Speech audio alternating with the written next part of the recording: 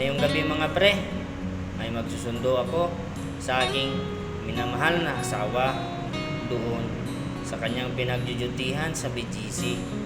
At madahan na lang ako dyan mga preng lumabas kasi nga iiwan ko na naman na mahimbing natutulog ang aking dalawang anak. Kasi nga yung isa kaninang bunso ko ay gustong sumama at sabi niya gigisingin ko daw siya bago magsundo sa kanyang mama. Pero di ko na pala ginising yan mga pre kasi nga masama yung panahon, mahirap na maambunan siya at baka magkasakit pa.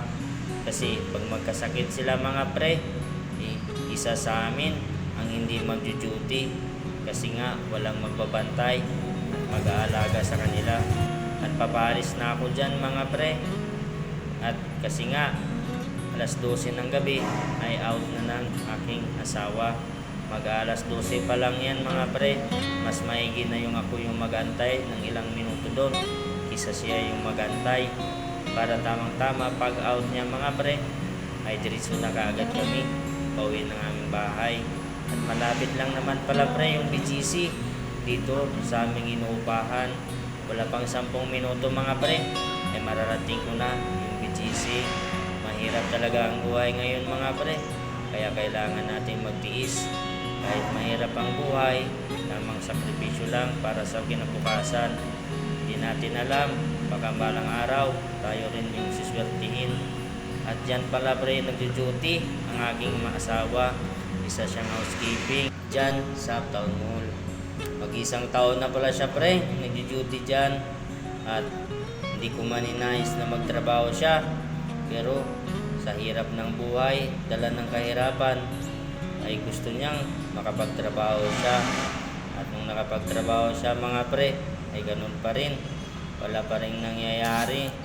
Pero sige lang, patuloy lang, at least may kinikita mga pre. At malapit na pala siya dyan pre, lumabas.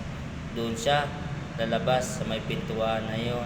At dyan malapit na siyang lumabas mga pre. At ayan na nga mga pre, papalabas na sa dyan. Inaabangan ko na lang na maka-out siya. Nakita ko na siya kanina mga pre. At ayan na nga, papalabas na ang aking magandang asawa. Maganda yan mga pre, tignan nyo. O ha, diba? Sa tingin nyo mga pre, bagay pa kami.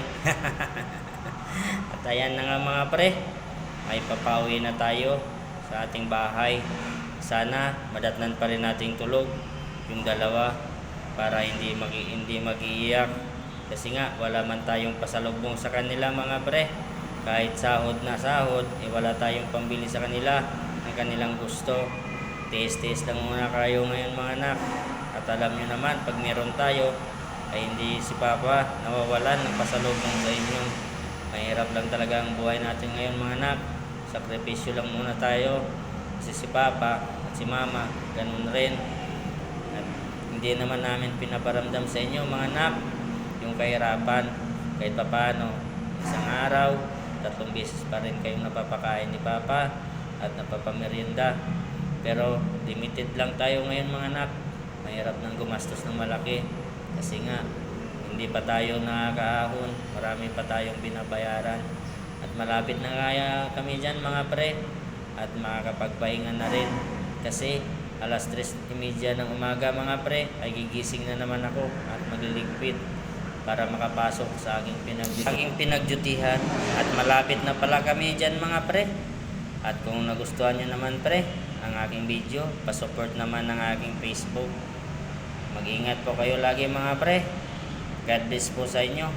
Bye bye.